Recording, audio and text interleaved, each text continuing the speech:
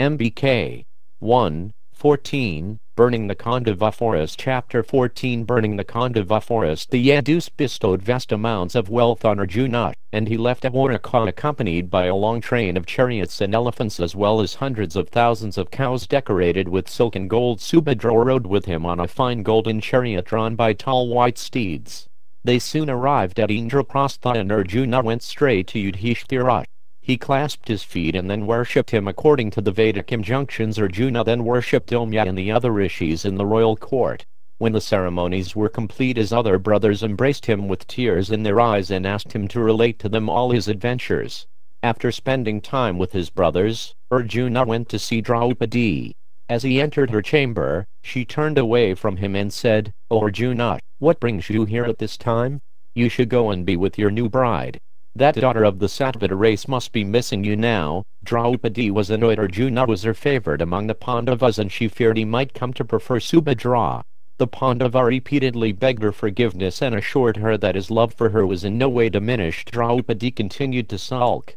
A second tie always relaxes the first one, no matter how strong it may have been. Arjuna tried to console the beautiful Draupadi, but she remained silent, always looking away from him.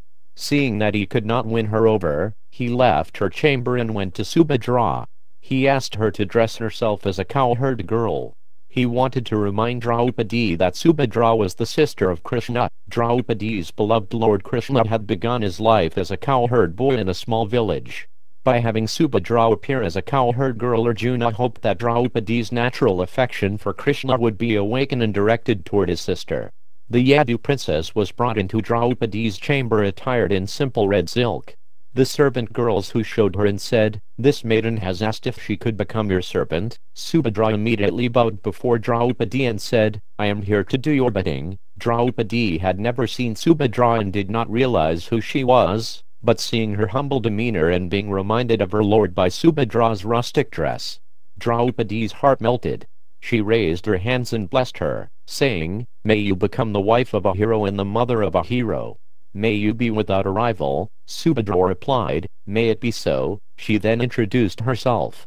"I am Subhadra, Kṛṣṇa's sister." Draupadi smiled and embraced her co-wife. Her jealousy and anger were dissipated by Subhadra's gentleness. She asked Subhadra to tell her everything about Dwarka and Kṛṣṇa. They spoke together for hours. Then Draupadi took Subhadra by the hand and led her to meet Kunti. The two Pandava queens soon became close friends and would spend much time together, discussing the activities of Kṛṣṇa and his associates. A few days after Arjuna's return, Kṛṣṇa and Balarama came to Indraprastha. Accompanied by his sons and ministers and riding at the head of a great army, Kṛṣṇa entered the Pandava city where he was greeted at the gates by Nakula and Sahadev. As they proceeded in state down the main highway, thousands of citizens stood along the roadside. They cheered and worshipped Kṛṣṇa and his elder brother as they moved slowly toward Yudhishthira's palace. The Yadus gazed around them at the city. The roads were immaculately swept and sprinkled with perfumed water. Fences draped with bright garlands ran down the sides of the wide avenues. On the tops of tall white mansions flew countless flags and standards. The sweet scent of burning aloes filled the air and the sound of musical instruments could be heard. Kṛṣṇa and Balarama entered the Pandava's palace and went before Yudhishthira and his brothers. Yudhishthira worshipped Balarama with all due ceremony and embraced Kṛṣṇa with affection. Kṛṣṇa offered his respects and worship to Yudhishthira, and Bhima then took his seat in the assembly hall. Many important personalities from Dwarka also took their places in the hall, including Akrura, Uddhava, Satyaki, Kritavarma, Sorana and Kṛṣṇa's sons Pradyumna, Samda and Uniruddha. Kṛṣṇa then gave Arjuna all the bridal gifts for Subhadra that her relatives in Dwarka had sent. He gave heaps of gold bricks and precious gems to Yudhishthira. Kṛṣṇa also presented the king with 1,000 chariots adorned with rows of golden bells, each of them yoked to 4 steeds driven by well-trained charioteers, 10,000 milk-bearing cows, 1,000 moon-like white horses with golden harnesses, and 1,000 white mules with black manes, which could run at the speed of the wind. As well as this, Balarama gave Arjuna as a wedding gift 1,000 elephants, each resembling a hill and decked with golden ornaments and bells. Innumerable other items were offered to the Pandavas, being brought before them by Kṛṣṇa's servants. Placed outside the hall, the wealth given by the Yadavas looked like a sea stretching in all directions. Yudhishthira graciously accepted the gifts and then arranged for all the Yadavas to be accommodated in his palace. They and the Pandavas passed many days together in happiness, and when it came time for them to leave, the Pandavas in turn presented them with brilliant gems as gifts. With Balarama at their head, the Yadus headed back to Dwaraka, but Kṛṣṇa decided to remain behind to spend some time alone with Arjuna. One day Arjuna suggested, "O Kṛṣṇa, the days are hot. Let us go for some time to the banks of the Yamuna. We have constructed many fine pleasure houses there." Kṛṣṇa agreed to his proposal and they set off. They soon arrived at a charming spot amid groves of tall trees. High white mansions stood along the river banks, looking like a city of the gods. Kṛṣṇa and Arjuna entered one of the houses where they were served varieties of exquisitely flavored food and drinks. They lay down upon golden couches spread with silk covers. After relaxing for some time they decided to go for a walk in the woods. The two heroes wandered along the river bank, discussing martial arts and past battles they had each fought. Having walked for a distance, they sat down upon an ivory bench that had been placed near the edge of a dense forest. As they continued to talk, a Brahmin suddenly emerged from the woods. They looked at him in surprise. He resembled an old salt tree with a complexion like molten gold. His beard and hair were bright yellow and he shone like the morning sun. His two eyes were like lotus leaves, and his body was well formed and powerful. As the Brahmin approached them, blazing like fire, Kṛṣṇa and Arjuna stood up and awaited his order. In a resonant voice the Brahmin said, "I know you two to be the foremost of all men. I myself am a voracious Brahmin who eats much. I have therefore approached you in order to beg my food and to be gratified by you." Both Kṛṣṇa and Arjuna folded their palms and asked the Brahmin what food he would like. The Brahmin replied, "I do not eat ordinary food.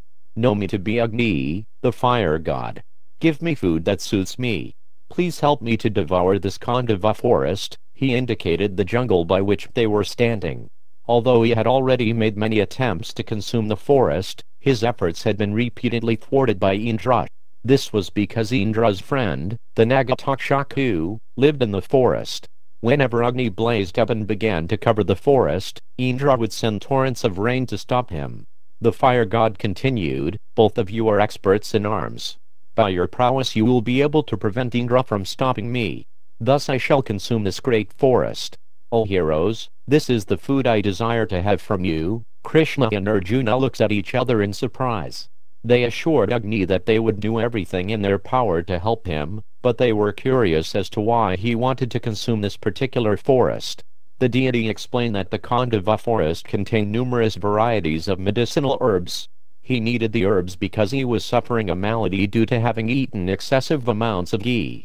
There had been a great sacrifice performed by a king named Swetaki in which so much ghee was offered into the fire that Agni became ill. Brahma then told him that he could be cured if he ate the herbs in the Khandhava forest. When Agni failed in his attempts to consume the forest, Brahma told him that he would succeed if he could gain the assistance of Kṛṣṇa and Arjuna. Brahma had said, in a previous incarnation, these two men were in fact the ancient and infallible deities Nara and Narayana. They have appeared on the earth to accomplish the celestials' purpose. Therefore, ask for their help. Agni concluded, "I now depend upon you too. I must eat this forest." Brahma has also informed me that the living beings within the forest are sinful and should be destroyed. Therefore do not harbor any doubts. This act is sanctioned by authority. Arjuna replied, "I possess many celestial weapons, but I have no bow capable of bearing their power.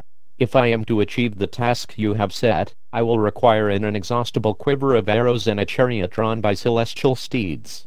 If you can provide all this, then we will surely accomplish your desire." Agni meditated upon Varuna, god of the nether worlds, and the deity immediately appeared and said, "What shall I do for you?" Agni knew that Varuna kept many celestial weapons in the depths of the ocean.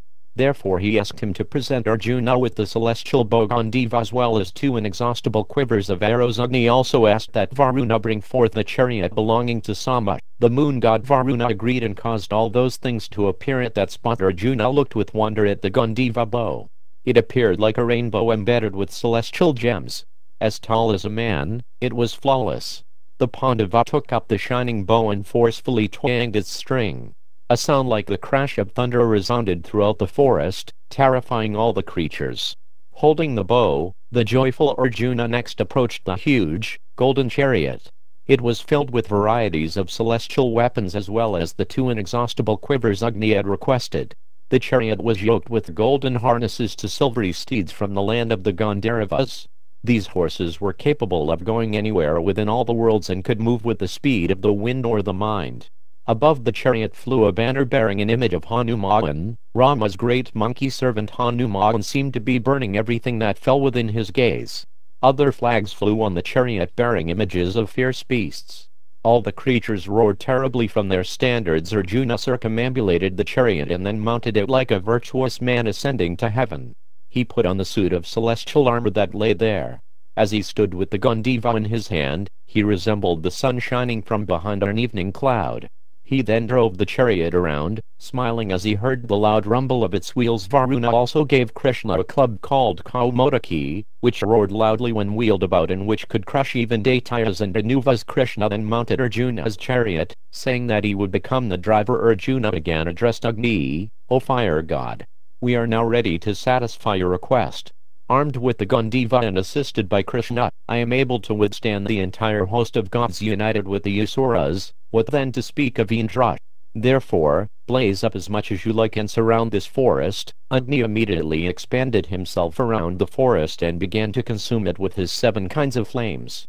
He assumed the fearful appearance he assumes at the end of an eon which he uses to destroy all things. Kṛṣṇa then began to drive the chariot around the forest. It moved with such speed that it appeared to be continuously present on every side of the forest. Whenever Arjuna saw a creature trying to escape from the conflagration, he immediately shot it down. Being slain in the presence of Kṛṣṇa, the supreme deity, all the creatures dying in that forest assumed spiritual forms and ascended to the highest regions of transcendence. The roar of the fire could be heard for miles. Red, orange and blue flames shot high into the sky. The lakes and ponds in the forest were boiled dry and the rocks melted. No creature was able to escape from the blazing Khandhava forest, and their screams mixed with the crackling of the fire.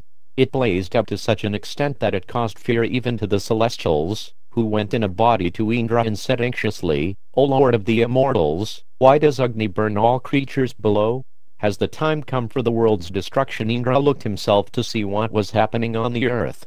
Feeling concern for his friend Takshaku, he set out at once to stop the fire. He sent down torrents of rain, which fell in columns as thick as tree trunks. But the rain was turned to steam by the heat of the fire even before it reached the forest below. Indra then became angry and amassed huge clouds over the forest which doubled the volume of rain. With its flames and smoke rising up, and with lightning and sheets of water falling from the sky, the forest became terrifying. Arjuna saw Indra's attempt to put out the fire and he sent hundreds of thousands of arrows in a tight network over the forest. That net of arrows acted as a vast umbrella and completely checked the falling rain. The Naga king Takshaku was not present in the Khandhava, but both his wife and son were caught in the blaze. They flew swiftly upwards and were seen by Arjuna. He instantly fired an arrow which severed the snake lady's head. He then trained another arrow upon Takshaku's son, Ashvasena. Seeing this, Indra raised a violent wind around Arjuna which temporarily deprived him of his senses. Ashvasena escaped and disappeared into the sky. As he regained his senses, Arjuna became angry with Indra. He shouted a challenge to the god and covered the sky with his arrows. Indra too became angry with Arjuna and released his tremendous thunderbolt weapon. Without delay, Arjuna invoked the Vaya weapon which dispersed the huge black clouds. That powerful wind weapon completely dispelled the energy of Indra's thunderbolts and lightning flashes. The sky became clear and a gentle breeze began to blow. Agni blazed up even more, fanned by the breeze and fed with the fat of bodies burning in the forest. He filled the sky with his roars. Indra summoned many other celestials to fight with Arjuna. Hosts of powerful heavenly fighters appeared and began to send their weapons at both him and Kṛṣṇa. Blazing iron balls, bullets, rocks and countless arrows shot toward them. Arjuna countered all the missiles with his arrows. At the same time he cut down his assailants, who fell screaming into the fire. Arjuna was unconquerable as he stood on the battlefield releasing his deadly arrows. With Kṛṣṇa skillfully guiding the chariot, Indra then mounted his celestial elephant, Uharavata, and rushed down upon Arjuna and Kṛṣṇa, shouting, "These two are killed." he raised his personal weapon known as the Vajra and urged on his elephant. Seeing Indra advance, the other principal gods followed him. Yamaraja took up his death-dealing club, Kuvera his mace, and Varuna his noose. The commander of the celestial army, Skanda, raised his Shakti weapon, and Surya came with his brilliant dart. The other gods charged behind Indra with their own weapons raised. The Vishvadevas, Sadhyas, Rudras, Vasas and Marutas all advanced in a body toward Arjuna and Kṛṣṇa, who stood fearlessly below. Even though they exerted themselves with full force, however, the celestials were unable to overpower Kṛṣṇa and Arjuna. Struck by Arjuna's mystical arrows, the gods were forced to retreat. Indra smiled. He was pleased with Arjuna, who was, after all, his son, and he also understood Kṛṣṇa's position. Indra knew that no one could overcome Kṛṣṇa or anyone supported by him. Obviously, Kṛṣṇa desired that Agni consume the forest, and, at the same time, he was enhancing the fame and glory of his friend Arjuna. Then, desiring to test Arjuna's power further, Indra sent down a thick shower of boulders. Arjuna quickly reduced the stones to dust with his swift arrows. Indra then tore off the peak of a massive mountain and hurled it at Arjuna. Not disturbed in the least, Arjuna cut the flying mountain peak into 1,000 pieces, which rained down upon the forest below. Indra was gladdened by Arjuna's prowess. He ordered the celestials to withdraw, and, as he did so, an invisible voice was heard in the sky. "O Indra, your friend Takshaku is not in the forest at present, nor will it be possible for you to defeat in battle Arjuna and Kṛṣṇa. These two are Nara and Narayana, the immortal and invincible rishis. They are worthy of even the gods' worship. Desist from the battle, for the burning of the Khandhava has been ordained by fate." Having heard that voice, which they knew belonged to the universal creator Brahma, the gods retired to their own abodes. For 15 days Agni continued to consume the forest along with its inhabitants. As the forest was destroyed, hordes of Rakshasas, Danuvas and Nagas rushed out in fear. Arjuna cut them down with volleys of arrows. None could even look at him as he stood releasing his searing shafts. Gradually the forest was reduced to ashes and Agni was gratified. There was a leader of the Asura race named Maya, who had been dwelling in the Khandhava. Having hid himself underground, he now rushed out of the forest and tried to escape. Agni chased the Asura and Kṛṣṇa raised his discus weapon, Sudarshana, ready to kill him. The intelligent Maya ran to Arjuna and fell at his feet. "O Arjuna, I seek your protection. Save me. I supplicate myself before you." Arjuna raised his hand and replied, "Do not fear." He could not refuse to protect anyone who sought his shelter. He turned toward Kṛṣṇa and asked him to spare the Asura's life. Kṛṣṇa lowered his weapon and Agni also stood back. As the flames in the forest died down, Indra again appeared before Arjuna and Kṛṣṇa. Agni stood next to him as he said, "O poor thought, O Keshava, you have achieved that which could not be achieved by any celestial. Please ask from me any boon you desire." "I am very much pleased." Arjuna asked Indra for all his celestial weapons. Indra smiled and replied that he would indeed give him the weapons, but not yet. When Shiva would give Arjuna his Pashupata weapon, then Indra would bring him to heaven and give him all the fire and wind weapons. That time would come in the future. Kṛṣṇa then asked that his friendship with Arjuna might last forever, and Indra said, "It shall be so." Finally, Agni said, "I also wish to give you a boon. Just as I pervade this universe, so by my power will you be able to go anywhere you desire within the universe." The gods then returned to the heavens. As Kṛṣṇa and Arjuna made their way back to their mansion, Maya approached them. He bowed at Arjuna's feet and said, "O son of Kunti, you have saved me from the angry Kṛṣṇa and the hungry Agni. Tell me what I can do for you in return." Arjuna replied, "I cannot take anything from you to repay me. This is my firm principle. I act only out of duty. It was my duty to save you, and therefore you bear me no obligation. Go in peace." Maya praised Arjuna's virtue, but he insisted upon doing something for the Pandava. "I simply wish to please you, O poor thought. You need not see it as repayment." Arjuna again said that he could not accept anything from Maya. "I do not want to frustrate your desire. If you want to please me, then do something for Kṛṣṇa. That will be more pleasing to me than anything else." Maya turned and looked expectantly at Kṛṣṇa, who was smiling softly. After reflecting for a moment, he said, "You are the architect of the celestial demons. If you wish to please me, then build a splendid assembly hall for Yudhishthira. The like of this hall should not be found anywhere in the world. It should contain the features of celestial architecture and be impossible for anyone else to emulate. The Asura's skills were well known to Kṛṣṇa. Maya had constructed many wondrous edifices in the higher planets for the Daityas and Danuvas. Maya then assented to Kṛṣṇa's request and accompanied him and Arjuna back to Indraprastha, where he was introduced to Yudhishthira. The eldest Pandava marveled as Arjuna narrated the story of how the Khandhava forest was burnt. He received Maya with honor and discussed the hall with him. After much thought, Maya drew up a design. He then began to consider where to find the necessary materials for constructing the celestial hall. He told the Pandavas that he needed to go to the Himalayas. I have left there a large quantity of rough diamonds and other precious stones of every description, including those not found on this earth. I shall go to fetch them. Maya explained that he had formerly been engaged by Vrishaparva, king of the Danuvas, to construct sacrificial altars for the Asuras. He had gathered all kinds of celestial materials which he had stored at Vrishaparva's house high up on the Mahinaka mountain. There was also a great club with which Vrishaparva had once withstood the gods in battle. Maya would bring that club, equal to 100,000 ordinary clubs, and give it to Bhima.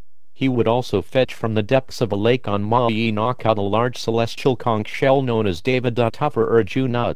If Arjuna blew that conch on the battlefield, it would shatter his opponent's hearts.